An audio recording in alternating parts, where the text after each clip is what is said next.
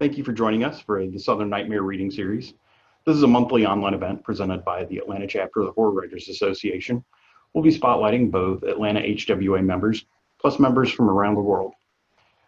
We love the Skeleton Hour, hosted by HWA, which is a monthly panel discussion.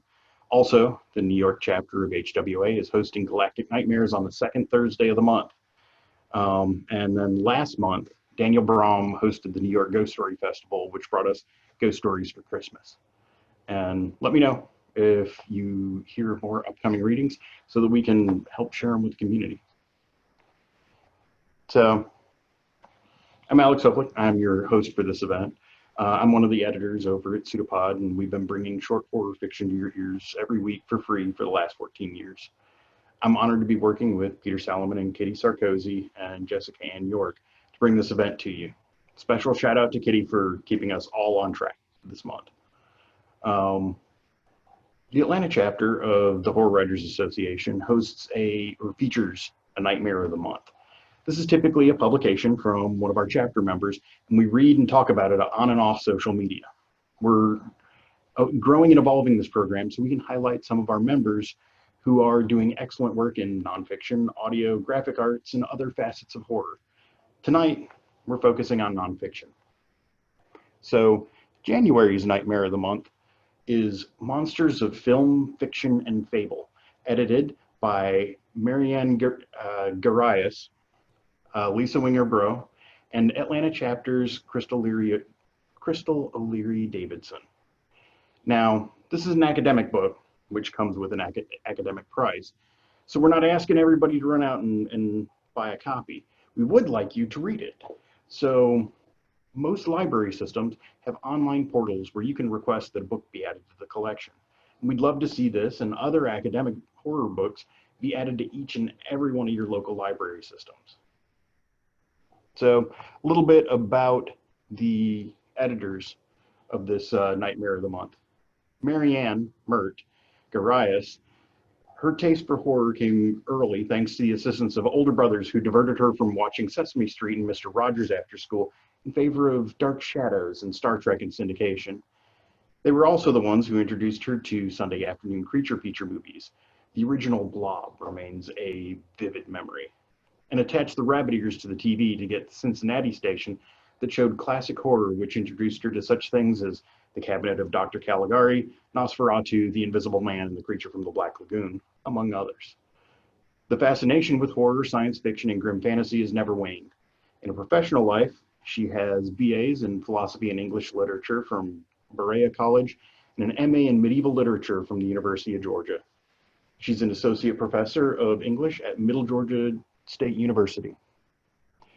Next editor, as a child, Lisa Wenger Bro both loved and hated horror, thanks to an overactive imagination that convinced her there was a dead body in her closet or leeches in her bed, or haunted secret passages somewhere in her grandparents' house. This love-hate relationship followed her into adulthood where, like any normal adult, she watches horror movies with a pillow over her head and sings loudly when the ominous music starts playing. A professor of English at Middle Georgia State University, her specialty is 20th century American lit, particularly postmodernism and speculative fiction. She has written, presented, and published a lot of essays and articles with semicolons in the title, like the masculinized female hero, punishing misalignment in Battlestar Galactica and Game of Thrones, and her forthcoming essay, Anarchy in the OPA, Sovereignty, Capitalism, and Bare Life. Our final editor is Crystal O'Leary-Davidson. Crystal was a horror fan since her parents bought her a book of Edgar Allan Poe stories when she was in grammar school. She developed, soon after, a phobia or fascination of vampires from watching a vampire space movie on TV. The title remains a mystery to this day, but it's still the scariest movie she's ever seen. Her current grown-up job is an English professor at Middle Georgia State University. She regularly writes, presents, and publishes on horror films, graphic novels, the Gothic, and role-playing games. Recent publications include Dark Moon Digest, Focus on the Family, The Decline of Male Power, and Ari Aster's Hereditary.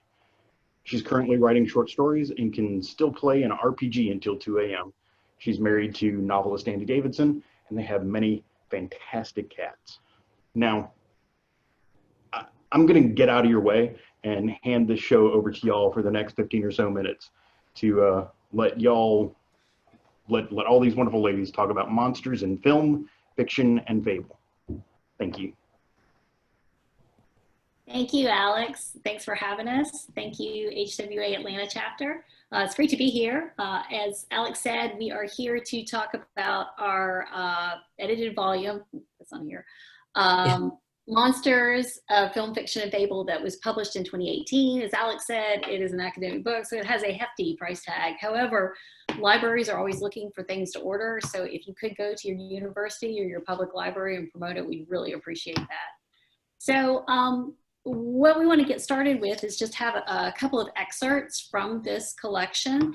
I'd like to start with Lisa Wenger Bro and let her just read a little bit from the introduction of this book to give y'all a taste about what it's about. Lisa? All right. I was traumatized as a child. That's how this whole love of everything monstrous and fantastic began. Like all children of the 80s, when the adults got together, the kids just did their own thing. In our largely unsupervised state, horror movies were a staple. I hated horror movies. They scared the crap out of me, but I watched because no kid wants to be called a chicken. I don't remember the titles of most, but one haunted me. It was some black and white werewolf movie, and terrified, I watched the monster's disturbing and grotesque change, and then his bloody rampage. For weeks, every time I heard a dog howl outside or Duran Duran's Hungry Like the Wolf came on the radio, I was freaked out. What I realized as an adult, and what the essays in our book explore, is that monsters are deeply embedded in our cultural fabric, having moved from the old myths and folk tales to literature and then to film and television. Long tied to ideas of the other, the inhuman have represented societal fears for centuries. Time and again, the same us versus them scenario also unfolds. One, invading evil, insert monster of choice, enters the picture. Two, evil monster begins contaminating humanity, posing a threat to the very qualities that make us human. And three, humans must destroy the inhuman before complete contamination occurs and/or humanity is wiped out. Yet something else I noticed was that certain literary works seemed to get all the focus. Thousands of articles have been written on Frankenstein, on Dracula, on Cthulhu. I, on the other hand, had devoured pop culture since childhood, from murderous clowns, cars, and dogs in Stephen King to Anne Rice's vampires to Jim Butcher's monster-filled Dresden Files world. And I wondered why no one was exploring all of these contemporary monsters when they offered so much insight into our own culture.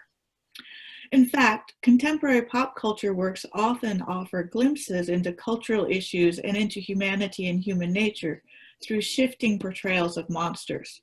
While the depiction of the inhuman as other is still found in works today, what I love, and what we also tried to capture in the collection, is the way many contemporary works veer from the traditional us versus them dynamic, instead illustrating what post-human theorists refer to as the them and us correlation. These new monsters eradicate the stark separation between human and inhuman by highlighting the similarities between the two. In other cases, there's a decentering of the human and a role reversal. The end result is that the supposedly good human becomes the monster and the actual monster the sympathetic or heroic being. In these scenarios, these human monsters then reflect what we risk becoming as a culture, while highlighting relevant societal issues related to marginalization, oppression, and humanity's own inhumanity. While monsters might seem like a pop culture phenomenon that ebbs and flows with people's changing tastes and whims, they are in fact much more, as their enduring presence across centuries of myth, legend, fiction, and film indicates. They are signposts. In their marked distinction, monsters underscore our fears, our desires, and get at the root of the ideas, for better or worse, that shape identities, ideologies, and societies. Thank you, Lisa. That's a great introduction to our book. That really kind of encapsulates a lot of what we wanted to do with the book. I want to throw this over to Marianne or Mert Gareis and let her talk about specifically her chapter in the book. What was great about having a lot of people do different topics is we had a variety of voices. And Mert, speaking of trends ebbing and flowing, your focus was on zombies, a particular franchise. So have a taste of your chapter in the book. Okay. Yeah, I wrote about The Walking Dead mostly. At the time I joined this project, lured in after a couple of pictures of margaritas and promise of a trip to New Orleans, the series was at the height of its popularity. The level of acceptance The Walking Dead enjoyed was unprecedented and to some unexpected. In 2006, a professor of religious studies at Iona University posited that zombie movies could never become mainstream because for all of their ability to provide social commentary and criticism, they're just too disgusting. Yet a few years later, World War Z grossed over 4 times its original $125 million budget at the box office. Its success rode on the coattails of The Walking Dead, which had an even more remarkable public response after it debuted in 2010. It's a grim program, grisly and bleak and relentless. It seems pretty certain that there's not going to be very many happy endings and few enough even pleasant moments. It's well written, acted, and produced, and traumatic to watch. It's the sort of show that one would expect to have a very strong niche following, but not the type of following it garnered. In its 4th season, it regularly beat Sunday Night Football for viewership in the 19 to 49 demographic. That just doesn't happen in America. As Stephen King noted in Why We Need Horror Movies, horror fiction has always been a good measure of the things that are troubling society and a good means of helping people deal with those issues. Monsters in movies and literature allow us to explore the things we fear as well as our reactions to those fears. Furthermore, these monster media are a means to release extreme emotions in a safe, appropriate setting. When one voluntarily exposes oneself to horror, it can be positive, especially when in a controllable setting, one where the audience has the option to turn away from or turn off the screen.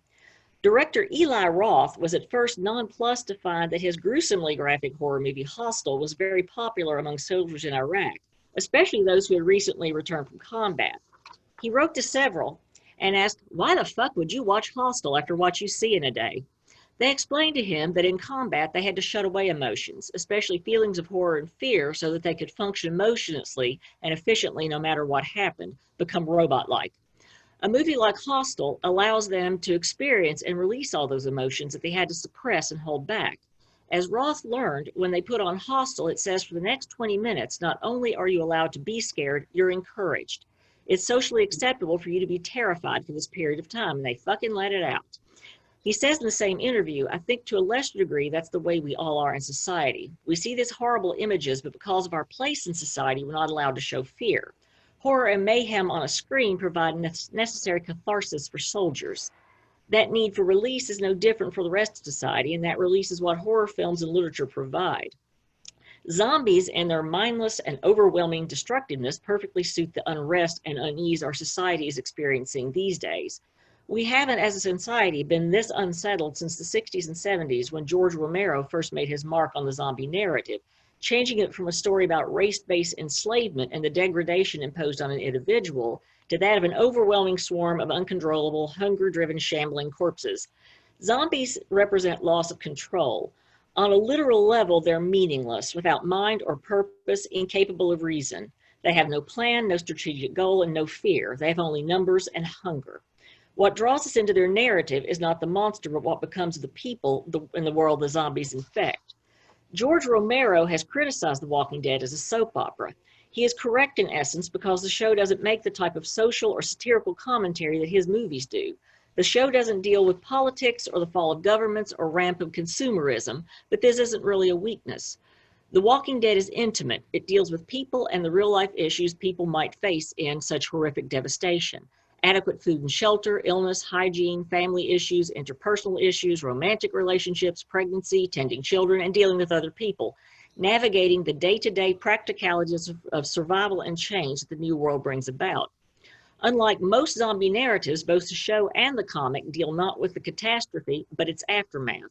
As Jonathan Mayberry, author of Rotten Ruin series, says, "It's not about how we fall, it's about how we get up again, or if we even do." This is an important concept for viewers because realistically, most people are ill-equipped to deal with a disruption in cell phone service, let alone a catastrophe. When there's no hope of help arriving ever, how does the average person with average survival skills, that is to say none, cope? Not well. Thank you, Mert. I think that your chapter is even more relevant right now when we're in this kind of COVID world, like we're just trying to cope, this slow rolling apocalypse that feels like we're in right now. Yeah. So, Yeah. Well, the final sample that we have from our collection is my chapter on the female werewolf in cinema. And I was attracted to that because I love werewolves, but I started looking for really great examples of female werewolves, and I found they're actually pretty rare. So this is an excerpt from my chapter that's entitled That Time of the Month, the Female Werewolf in Cinema. In the fall of 2016, during a class meeting of a themed first-year composition course on monsters, students were discussing a scene in the 1985 comedy Teen Wolf starring Michael J. Fox. In one scene, Fox's werewolf wolfs out and slam dunks his way to victory on the basketball court, in full view of the entire school, tufts of dark fur spilling out from his arms and legs of his bright yellow uniform. In the course of our discussion in class, I asked my students what would they think if Fox's character were a female. Well, the question was met with sniggering, nose wrinkling, and head shakes from men and women in the class. You wouldn't want to see a hairy girl making slam dunks, I asked. One student reluctantly said, maybe if she were a good player. What if she were a cheerleader, I asked. I mean, imagine the stunts she could perform. Another student dismissed this idea as ludicrous. No one wants to see a hairy cheerleader, she said.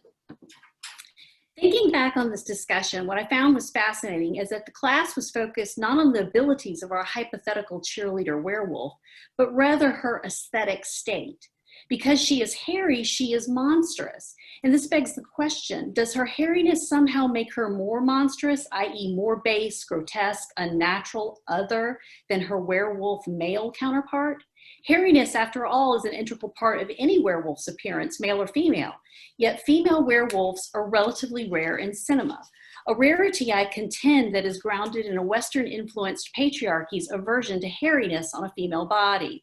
As my students' reactions show, the female werewolf is at extreme odds with what contemporary male-driven social aesthetics deem to be appropriate appearances of female bodies, shaved, waxed, and lasered smooth. A study by Professor Brianne Foss shows how deeply ingrained the need to minimize or eliminate excess body hair is for women. In one study that she conducted, 62 women ages 18 to 59 grew out their body hair. Women in this group reported many unanticipated social pressures to get rid of their body's so-called excess hair. These women faced what Foss described as homophobia, family and partner anger, and internalized disgust and dirtiness by returning their leg, underarm, and pubic hair to its natural state. Foss explained these women's bodies became abject or othered bodies just because of their natural state. The female werewolf, therefore, is a powerful, monstrous symbol that challenges notions about the appropriate appearances of women, especially in film, and even more specifically in horror films. Horror director Dario Argento supposedly once said that he'd rather see a beautiful woman murdered on film rather than an ugly one or a man. Argento's statement confirms what Laura Mulvey describes in her famous essay of women as recipients of the male gaze. The female werewolf disrupts and repels this male gaze through her hairy body, what Julia Kristeva calls abjection, that which challenges our cultural notions specifically of the female body identity and the system's patriarchal order. Mulvey connects her analysis to the male gaze to Freud's theory of male castration anxiety. I see then the female werewolf as a manifestation of that castration fear, the Freudian and folkloric vagina dentata. She becomes all hair, teeth, a castrator of men. In the few films featuring female werewolves, when we see them fully manifested as werewolf, they propel their own narratives with their female hairy power.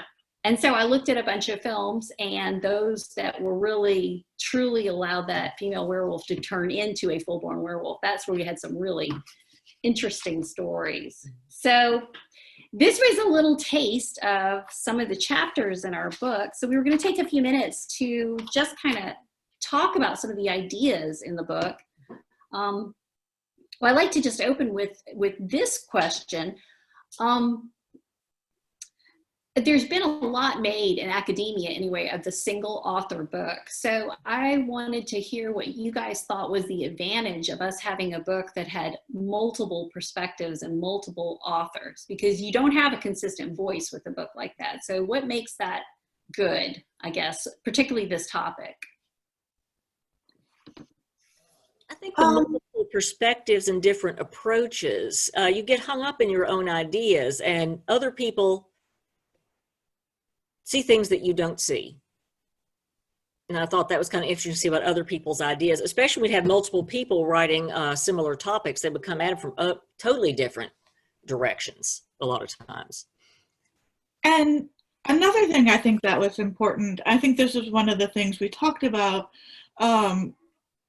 was the representation, not just different perspectives, but different perspectives that could be based on gender or sexuality, or race and ethnic background. We have some that are analyzing works that were written in Spanish, the Spanish vampires and the idea of illegal immigrants. And I think that was very important because of what the monsters represent, which is all across the board. Any population considered different is usually made a monster, monsterized, I guess. Well, I know, Lisa, you touched on this a little bit, and I know this was a big conversation that we all three had about the parameters of this project, because when we did the call for chapters, we were like, okay, we want to do a book on monsters, and we want to do something that we see as a lack or in the field of monster studies. So do you want to talk about a little bit about why we came up with the particular parameters? What are those parameters, and why do we think that's effective? Well, we wanted contemporary, because as you're saying, like Frankenstein, Dracula, things like that have been, there's been a lot said, but popular culture, there's a dismissive attitude towards it. And there shouldn't be. And monsters and monster movies fall into that, and literature and things like that. But yeah, it reflects things going on in society. I mean, popular culture just as a whole is an interesting study. What is popular at the moment, and kind of changing this. We wanted monsters from that right now. What are people looking at right now, or in the past like 30 years anyway?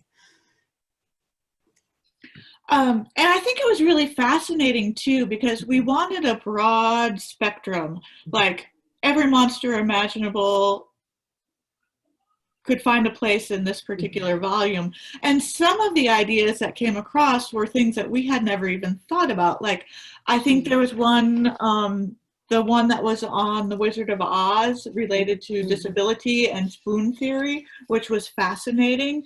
I think there was another one on werewolves that also looked at the ideas of disability that come across in the narratives. And the monstrous woman, the giant woman. Yeah, the giant. Oh, those 1950s movies, yeah. 1950s weird attack of the, I can't remember the names of those, but yeah, they were really fascinating.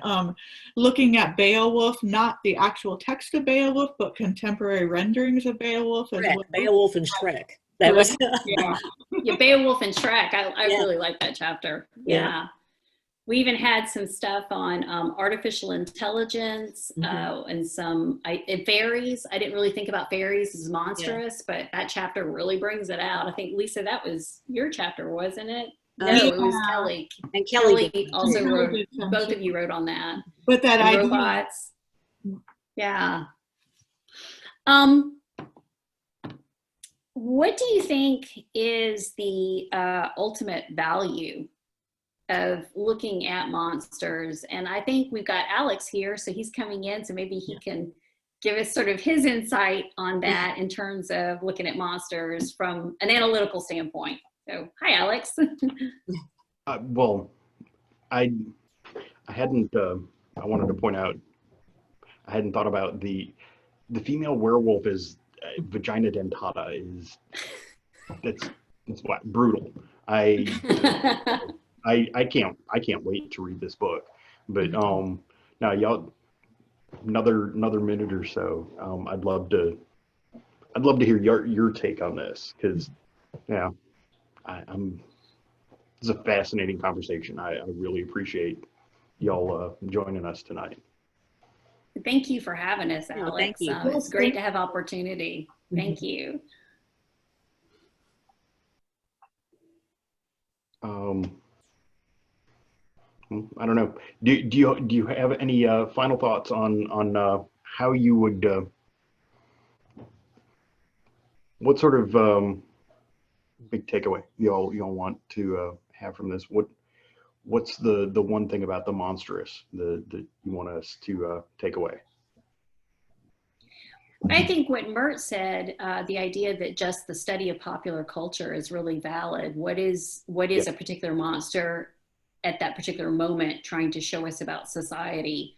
I know that there's been a waning in zombie films, but I'm starting to see it coming back a little bit, I think, and it's because of, what is COVID life?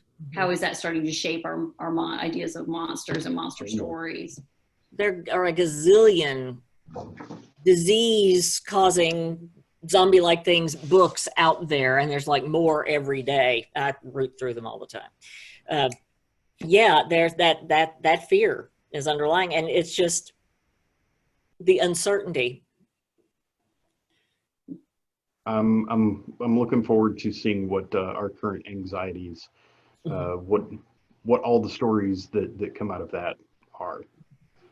I want to thank all three of you again for spending time with us tonight. I can't wait to dive into this thing. I've already put in the request to my library system. Thank you, Alex. Thank you. Now, joining us from the new Ohio chapter of HWA, we are honored to welcome our first special guest, who also works in nonfiction. Critically acclaimed author Tim Waggoner has published over 50 novels and 7 collections of short stories. He writes original dark fantasy and horror, as well as media tie-ins, and his book on writing horror fiction, called Writing in the Dark, was just recognized for the preliminary ballot for the 2020 Bram Stoker Award. Congratulations. He's won the Bram Stoker Award and has been finalist for the Shirley Jackson Award, the Scribe Award, and the Splatterpunk Award. He's also a full-time tenured professor who teaches creative writing and composition at Sinclair Community College in Dayton, Ohio. So one thing, I think writing tie-in fiction is vastly underappreciated, and I was excited to see when Dragon Con added a tie-in fiction category to the Dragon Awards. So since you work in it, what do you find liberating about working in tie-in fiction? Well, it sounds odd, but one of the things I think that is liberating about it is the fact that it has such constriction. It gives you something to play against. It's like you can't get any leverage unless you've got something to push against. And it's interesting to try to take on different voices, not just of the characters, but to try to get the feel of the world and the kind of stories that are told there. When I started off in college, I started as an acting major, and I switched because I didn't want to do acting. I wanted to do writing and teaching. But a lot of those skills, the things I enjoyed about subsuming myself in a character, interpreting a text and all that, they come into play in writing tie-in fiction. Plus, since you don't always tie-in, gigs kind of come to you once you start doing them. Editors seek you out. So you don't know what you're going to write next. They'll ask you, do this novelization of a spy movie. And you're like, I've never written a spy novel before. This sounds awesome. So that part's a lot of fun. That's awesome. Well, Doctor Who was one of my personal vectors into horror, particularly with Terror of the Autons. So what did you write for in that universe? There was an anthology a number of years ago called Destination Prague, and all the stories had to deal with Prague somehow, in some way, shape, or form. And I got to write a story about the Second Doctor. So it was, Second Doctor and Jamie, and it was when he was a young doctor, at least as far as we knew at the time. But I got to write about the doctor trying to come to terms with the fact that he may fail in like losing maybe hundreds of lives to save trillions, but even that is still like, you know, devastating to him. And so I got to see him mature just a little bit, especially from the second doctor, who's kind of a clownish, at least on the surface, kind of a clownish character. So that was a lot of fun to do. That's awesome. So what inspired you to put together Writing in the Dark? Jason Sizemore at Apex, ultimately, because years and years ago, I was talking to him at a convention, and I told him, I'm thinking of starting a blog, and I don't know what to make it about. And he's like, you're a writer, you teach, write about writing. People will read that. And so ultimately, that kind of grew into, it kind of dovetailed into my fascination with writing about writing. I've always been fascinated with the ways people try to understand their process and the way they try to communicate it to others and help, you know, bring out better writing in others. And so I started doing that more and more in my blog. And eventually I felt, you know, I've covered a lot of stuff here. I think that I could go ahead and, you know, draw on some of it to make a book, and, you know, wrote more new stuff as I was writing the book. But I'd say its seeds came from those, you know, articles I used to read in Writer's Digest years ago. And then Jason suggested I do that blog. So. Awesome. Yeah, I've read a number of your individual articles, and they're fantastic. Oh, thank you. Why don't you set us up for what you'll be reading for us tonight before you head into that? Well, I wasn't sure what to read, so I thought I'd start off with one of the early chapters that just talks about why horror matters. And it was interesting listening to the, you know, some of the previous readings, because of like some of the stuff about, you know, what horror is and what it does for us, kind of dovetails nicely with that. So it's chapter 1 of Writing in the Dark. It's just called Why Horror Matters. Oops, sorry about that. I just bopped my mic because my book is so big. All right. Years ago, a student asked me why write horror. You seem like such a pleasant person, she said. I looked into her eyes and smiled a slightly wicked smile. Writing horror is what keeps me pleasant. We all have a dark side that whispers to us, a side that we struggle against and ultimately need to make peace with if we don't want it to destroy us. In many ways, that's probably the most primal story of humanity. Horror fiction gives us a safe way to explore and, hopefully, come to terms with our dark side. Horror stories allow us to confront our deepest fears through the buffer of fiction. Wrestling with the darkest questions of human existence, why is there violence, pain, cruelty, and death, can be emotionally overwhelming. These questions can be too intense to deal with directly. Like an eclipse, the only way to safely view these aspects of life is indirectly. Horror allows us to do this. Horror can serve as a buffer in another way. It can distract us from the horrors of the real world, all of which are far more terrifying than any story about a ghost or vampire. Horror writers are like dark clowns that caper in front of our readers, making grotesque faces in the hope that the audience won't look over our shoulder and see the true darkness of existence behind us. Not that most readers think that deeply when they pick up or download a horror book. They're looking to be entertained, and probably even more so with film and television horror. They want to enter a dark dream and experience the delightful frisson that comes from feeling they're in mortal danger, when in reality they're perfectly safe. It's the same for people who enjoy a trip through a carnival spook house. It's a fun experience that gets the blood pumping, that jolts people out of their everyday existence and, if only for a short time, makes them feel alive. And if this was all horror did, it would still be important. Who doesn't want to feel really alive? But even when it entertains, horror can do so much more, be so much more. Horror is as much, if not more so, about individual characters' experiences, and it's about whatever dark force confronts them. There's an old saying, an adventure is someone else having a hell of a tough time 1,000 miles away. Any type of fiction can teach us more about ourselves and our fellow humans by showing us how particular characters deal with conflict, both external and internal. But horror turns up the conflict all the way to 11. How do characters deal with the unknown, the impossible, the nightmarish?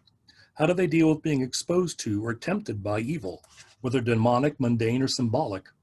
What would we do in those situations? Would we be smarter, braver, more resistant to corruption? Would we be smart enough not to go into the dark basement, to resist opening the Necronomicon, to not invite the vampire into our house? Could we hold on to our sanity in the face of the awful things we encounter or become? Psychologists suggest that reading and watching horror allows people to develop stronger survival skills. We engage in fictional scenarios to explore what we would do in dangerous situations. How many of you have spent time arguing with friends about the best way to survive a zombie apocalypse, or how you'd react during a home invasion by a Michael Myers-like serial killer? All fiction can make people more empathetic by simply dropping us into a character's life and allowing us to experience how he or she tries to deal with problems. But horror fiction allows us to follow characters pushed to the absolute limits of human experience and beyond. The more pain, of all sorts, a character experiences in a story, the greater our empathy for that character. Horror also allows for deep catharsis. The ending of the movie Jaws is a perfect example.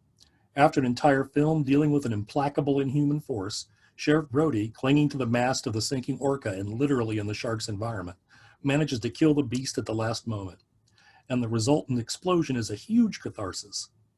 When characters not only survive but triumph against dark forces, we feel relief.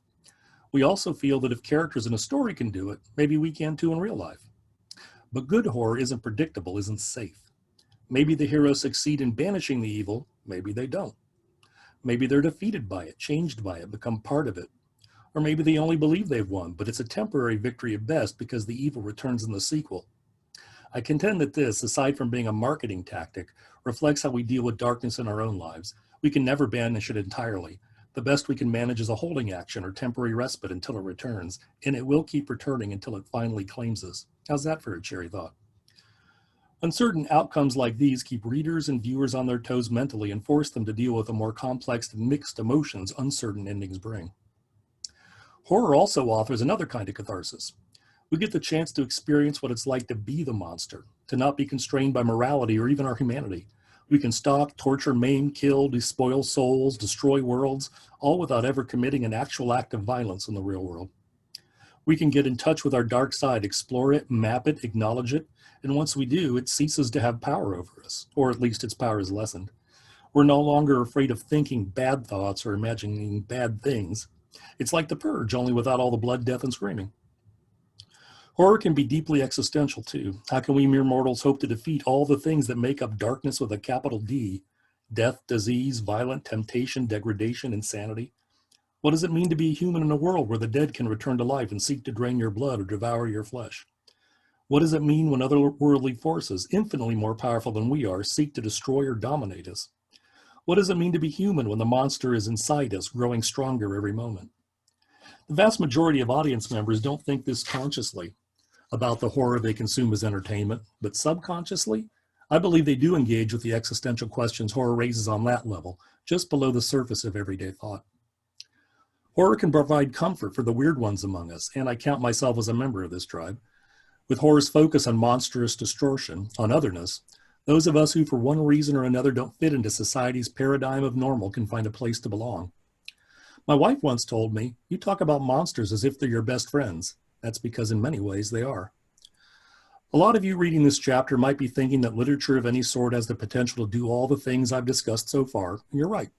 This proves my ultimate point. Horror is literature, and it's just as important and vital as any other type for the health and growth of humans and their culture. This sounds cool and all, you might be thinking, but I like to read and write horror because it's fun. Well, there's nothing wrong with fun. If we didn't have fun from time to time, imagine how miserable our lives would be. But I believe even popular fiction meant primarily for entertainment can fulfill a higher purpose too. We all know that entertainment can provide an escape from our everyday lives, but it wasn't until my senior year in high school that I truly understood what this meant. There was a small bookstore in the town next to ours. This was back in the pre-Amazon past when such places still existed. My dad and I were browsing the bookshelves, and I was happily surprised to see a new novel by Piers Anthony in his Xanth series called Centaur Isle. I loved the first 3 books in the series and had no idea there was going to be a 4th. Dad and I went up to the register, and when he saw the book I was holding, he asked, "Do you mind if I read it first?" I was shocked. In my family, whoever bought a book was always the first to read it, no exceptions. My mother, who suffered from a number of health problems, was scheduled for surgery the next day. The procedure wasn't a very serious one, or so my parents claimed, but I understood then that my father was worried, and he wanted something to distract him in the hospital during my mother's surgery and recovery. I said, yes, of course, and I realized then that popular fiction of all kinds, fiction meant to be fun, has a profound power. It can provide comfort to someone who's scared. It can take someone's mind off their worries, help them get through some of the hardest times of their life. Before we move on to the next chapter, I want you to understand that not only do horror writers work in a genre with a long and rich history, the stories we create perform numerous important functions for people as individuals and for civilization as a whole. So if anyone ever asks you why you're wasting your time writing horror instead of real fiction, tell them horror is as real as it gets, baby. for good measure, hiss and bare your fangs and then get back to work. I like that. The nihilism really hits home. There's way too much of the day-to-day that's bleak and relentless, and is exactly that definition of cosmic horror, where you've got an uncaring universe that really doesn't matter what you do. The fiction provides a nice lens and some good catharsis for that. So I like that. I'm looking forward to digging into this book. Great. Hope you enjoy it. So what do you have coming up next? In March, I have another book from Flame Tree Press called Your Turn to Suffer. Awesome. In October, I have a secret novelization coming out because I'm not allowed to say what it is. Based on a horror movie, I can tell you that. It's a movie that got bumped because of COVID, so it's going to come out a year later than it's supposed to. Hey. And I had a blast writing it, and I can't wait to talk about it. Awesome. Well, looking forward to reading those, and best of fortune to Writing in the Dark in the balloting ahead. Thank you again for joining us tonight. Thanks for having me. Absolutely. So our next special guest is mother horror Sadie Hartmann from the Pacific Northwest. Sadie writes horror fiction reviews and other content for Cemetery Dance and Scream magazine, as well as Goodreads, Amazon, Instagram, and other social media platforms and publications. Sadie is a horror fiction advocate, an active member of the Horror Writers Association, and co-owner of a curated horror fiction monthly subscription package called Nightworms. Now, before we talk about reviews, I wanted to spend a minute talking about Nightworms. My book club is going to let your horror curation team pick a book or two for us this year, and we have to all we have to do is agree on a month and a theme. So building these packages has to have the same sort of satisfaction as putting together a good mixtape. How do you make your selections? What gets you excited putting together a showcase? Oh, that's a really great question. I mean, first, I just want to say that I am a reviewer, but I'm also like a mega fangirl. So just sitting there listening to Tim Waggoner read from Writing in the Dark, which I reviewed really recently, but I love that. I mean, he writes like he talks, it's very conversational, it's very accessible. Anyway, so fangirling for 2 seconds. Yeah, to get to your question about curating packages, I have a business partner, and her name is Ashley. And it's really interesting because we both have kind of different perspectives on what we want to bring to our audience and our customers, our fan base. So we kind of rap about, like, what are you interested in? What do you want to read? Sometimes the books we picked out are books that we have both read and enjoyed. Other times it's something that we want to read for ourselves. And so we're just as excited to get that book in that package as we feel like other people will be. And I feel like our curated taste revolves around the community that we immerse ourselves in, which is a lot of indie fiction. So we get a lot of our customers saying like, wow, you've really broadened my horizons and like opened my eyes to all this horror out there that I didn't know existed, which just speaks to how I was when I was a new horror reader. I would basically just spoon feed myself with, mainstream horror and just take on whatever, the mainstream publishers would just want to give to me, your Stephen King, your Dean Koontz, your Ann Rice. And then once indie fiction kind of exploded for me and also for Ashley, I mean, the possibilities are endless. There's mega talent everywhere in every subgenre. So we really have a hard time narrowing it down sometimes. We want to put everything in there. I can sympathize with that a lot. At the podcast there are only 52 Fridays in a year. There's only so many stories that we can buy. So right. I'm right there with you as approaching it as a fan. That's fantastic. Yeah. So I know you've recently started a journey into Pseudopod's 14-year back catalog, and you're posting a review of one story each month. In February, you're reviewing Take a Walk in the Night, My Love by Damien Angelica Walters, narrated by Justine Iyer. Yeah. Wow. So what are your favorite kind of short stories, and what lights you up? Well, I won't go too far into my experience because I want to save that for the review, but I have to say, I was blown away. That particular story by Damien Angelica Walters just gave me goosebumps twice, a jump scare once. I mean, we're talking about audio, you know, like we're just listening. This is not a movie, but these visuals just leap out at you, you know. And I'm actually, my leg got all tingly just talking about it, because there's one particular scene where I just was blown away at how visceral it was an experience, you know, and just closing your eyes and listening to the narrator almost like breathe words into your ear. I mean, I honestly, I'm so glad that we connected, and Pseudopod is like a big part of my life now, because I don't know how I ever lived without horror stories in this format. I'm glad to have you as part of the family, and you know, really glad that you're enjoying it. So, immensely. And so why don't you tell us a little bit about what you'll be reading for us before you take us in? Oh yeah, for sure. So I do review for different platforms, you know, Amazon, Goodreads, Cemetery Dance, etc. So I really am mindful of the audience that will be reading it. And for Scream, you know, Scream is very horror movie driven. So everything in there is for the horror movie fan. So I really write to them when I write a review. And I always just try to like get them to see that books are just as visual as these movies can be, you know. So I'm trying to make the leap from movie to book. So the review that I picked out is a slasher book that I feel would really appeal to a Scream audience who loves slashers. Awesome. Thanks, Alex. Okay, so this is for Sergio Gomez's book, Camp Slaughter. Slasher is a recognizable and popular genre of horror films, but it is also a hotbed of activity in this year's horror fiction. I read 3 slasher books so far in 2019, and while I used to think all slashers were created equal, Camp Slaughter convinced me that some slashers rise above the stereotypes. Typically, slasher books have a large cast of underdeveloped characters in order for the psycho killer to have plenty of people to hunt, maim, and kill.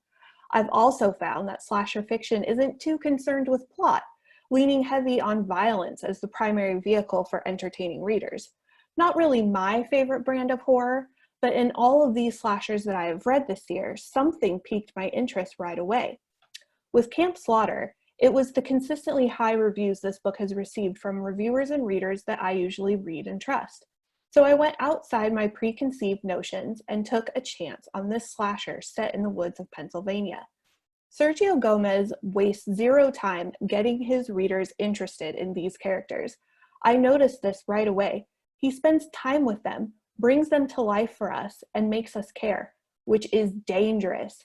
It is so dangerous to care about the characters in a slasher novel, right? But then here is the real unexpected curveball. Gomez threw this at me.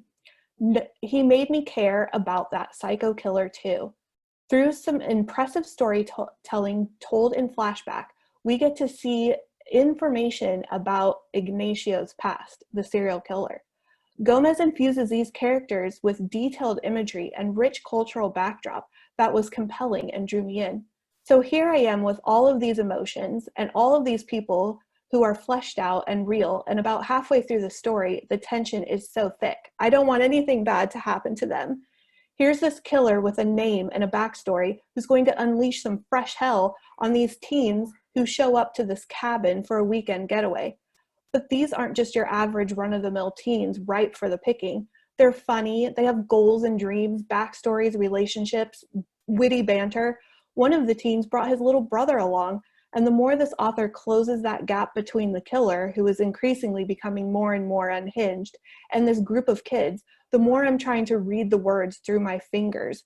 I don't want to see when this starts coming for me. This was some scary stuff, guys, and it was powerful and effective because my heart was involved.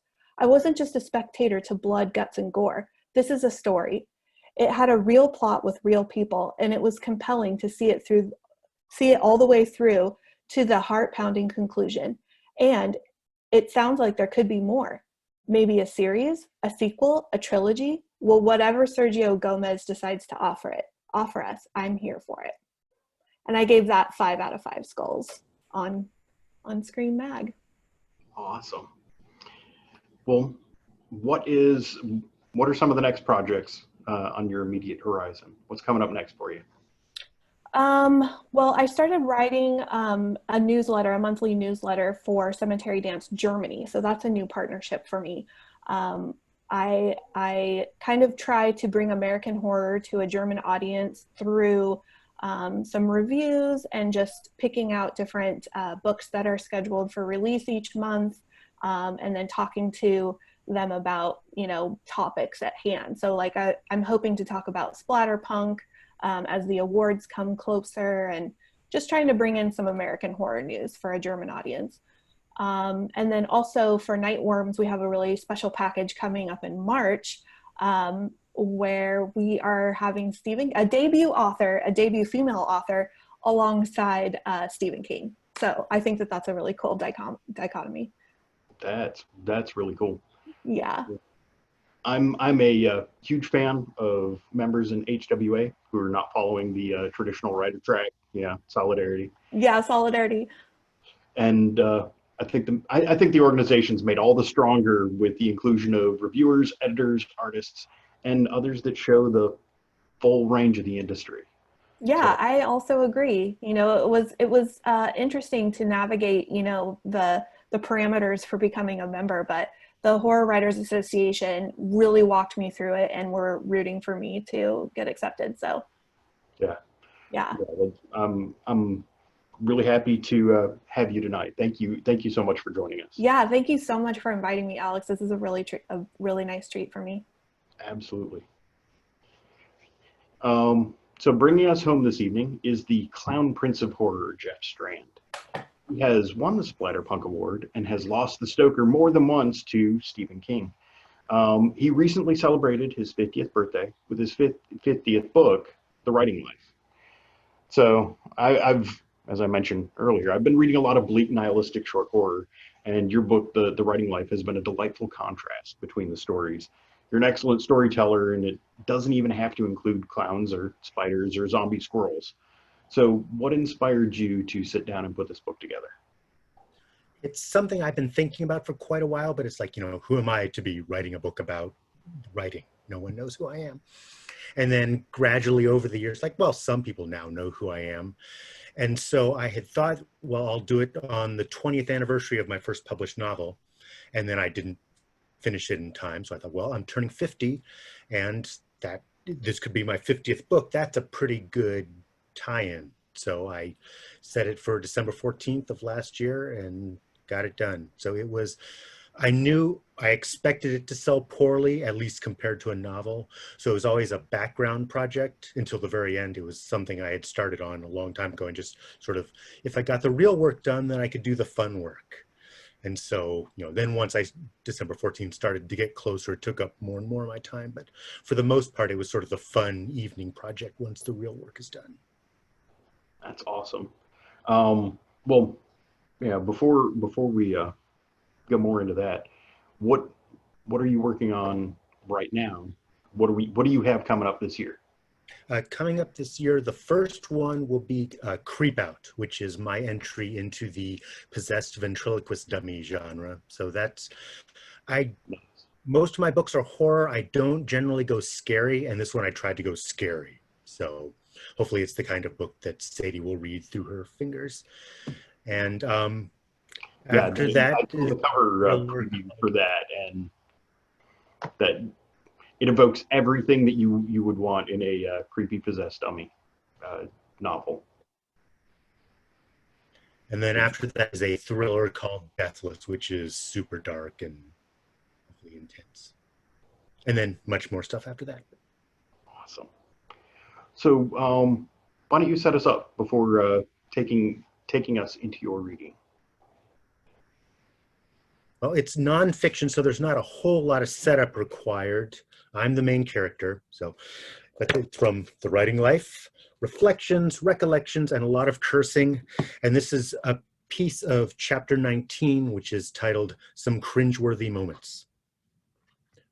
Sometimes as an author, you have to be able to laugh at yourself. At least I do. I guess I can't speak for all authors. Maybe Michael Chabon doesn't have to do that. Maybe every time he walks past a mirror, he winks and gives himself a thumbs up.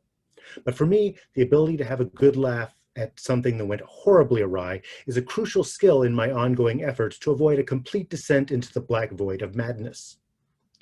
Stacey Ramey and I once got kicked out of a bookstore where we were signing, and we laughed about it for the entire 150-mile drive back to my house, because that was better than driving in haunted silence. Stacey and I met at the American Library Association conference, where we were part of a speed dating with librarians event. Sadly, it was not an event that involved dating librarians because you know damn well they go crazy after dark. Basically, there would be a half dozen librarians at each table, and the authors would sit down and babble about their books until the bell rang 3 minutes later, and then they'd move to the next table. Stacey and I, who were with the same publisher, bonded over our pre-event onslaught of jokes about how we could make a terrible impression. Several months later, we realized that our new books were coming out a month apart, so we decided to do a shared book tour. Thanks to my spare bedroom and a fuel-efficient automobile, we could do a 6 states in 6 days tour at very little expense. We set up everything ourselves. I did ask our publicist if she could set up a signing at a local store that specialized in children's and young adult books, and she said she didn't think they'd be interested in having us do an event there, and I thanked her for her time.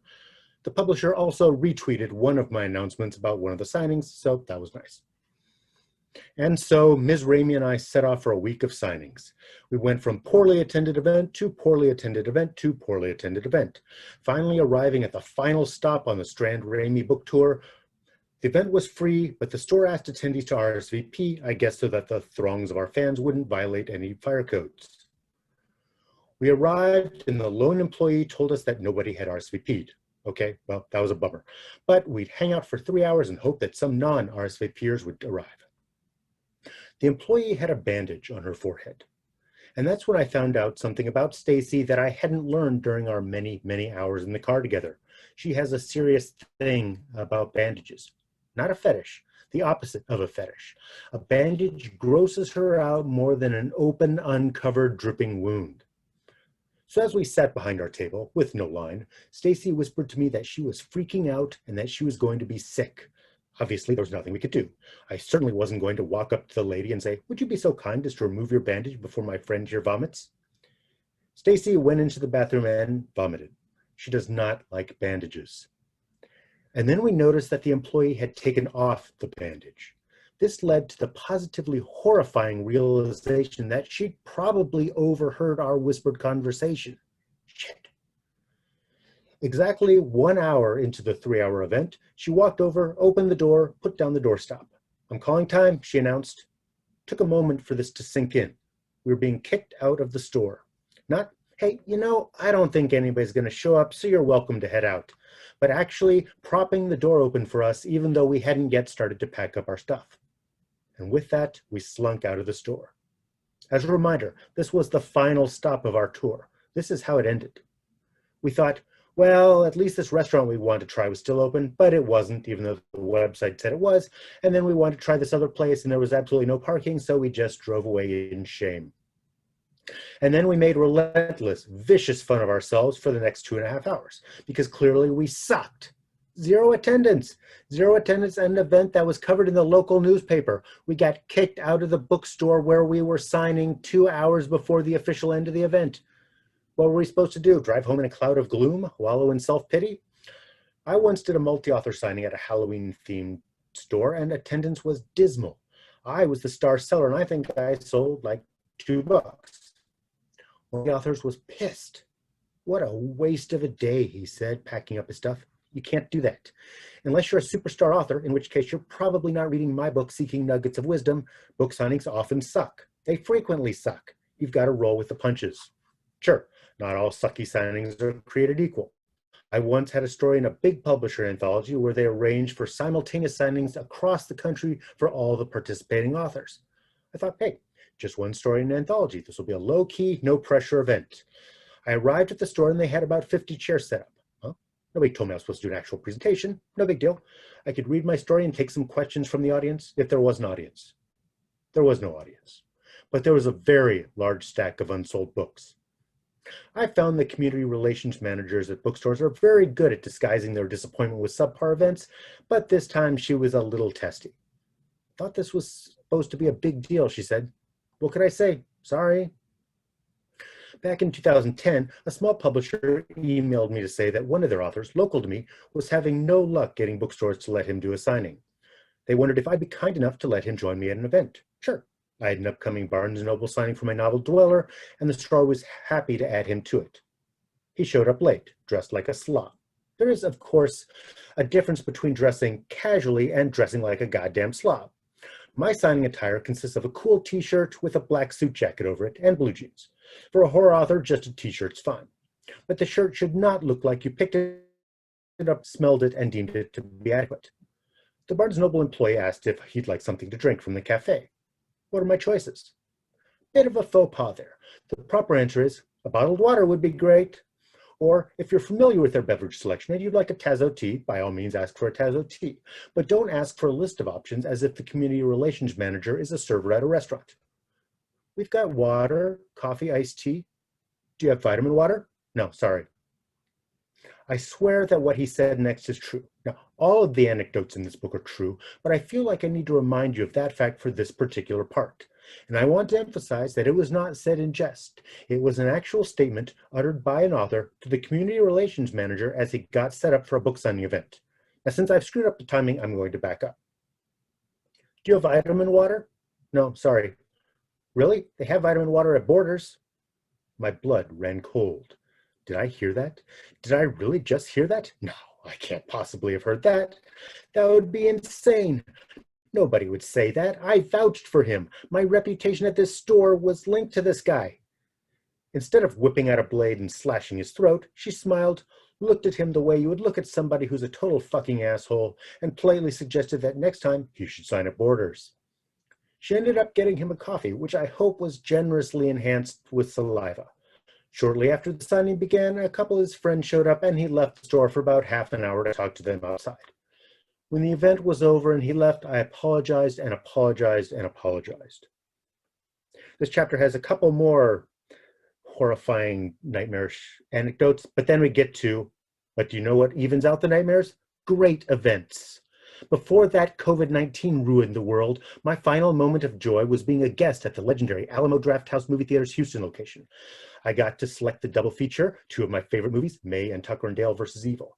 The Alamo Drafthouse has a nice big bar, so I hung out for a couple of hours before the movies, and a local book club did a Q&A with me about my novel Clowns vs. Spiders.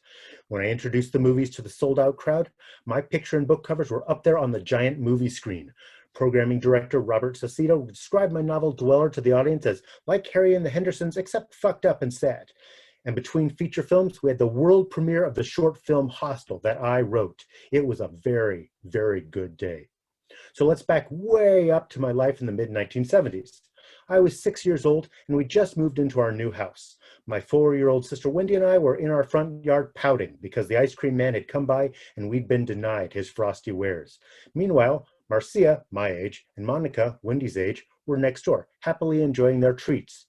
Marcia sang, "We've got ice cream, we've got ice cream, ha ha ha ha ha ha," while Monica sang, "Ice cream cone, ice cream cone." This began a long friendship that usually ended with one of us running home crying, but everything would be completely reset the next day. When I was 15, I moved away from Alaska for the sun-kissed beach paradise of northern Ohio.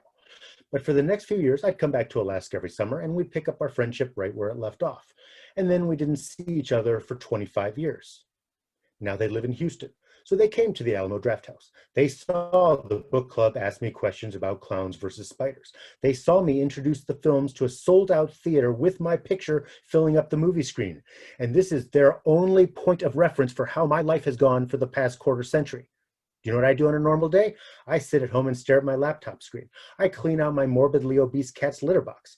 Every Wednesday night, I wheel the garbage carts out to the front curb, and then I wheel them back on Thursday morning. Sometimes I go to the laundromat. If you were to see me on any given day and say, hey, Jeff, do you feel like a superstar celebrity today? I'd say, no, not really. Why do you ask?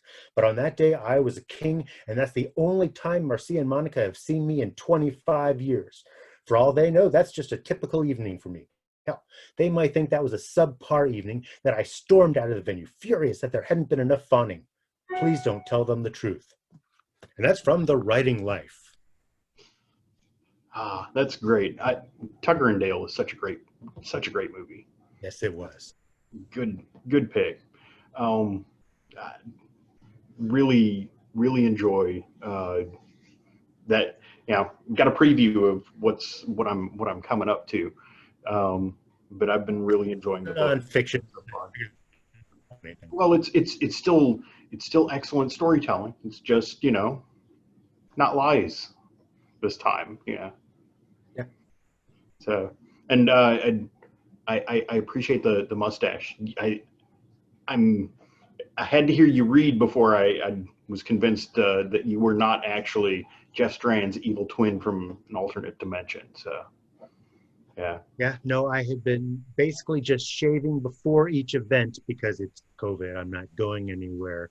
But this was a longer gap than usual between me having to do something and my wife Lynn said, no, I like it. Let's keep it. So yeah, even fluffier the next time. Be prepared. Yeah, looks good. I appreciate you reading and joining us tonight and bringing us to a close. All right, thank you. So that brings our event to a close. The Southern Nightmares reading series will be a monthly online event presented by the HWA Atlanta Chapter, spotlighting Horror Writers Association members from the Atlanta Chapter and around the world. Please join us again on the evening of February 25th for another reading series where we will be celebrating Women in Horror Month. Until then, honor Halloween in your heart and try and keep it all the year. See you next month, y'all.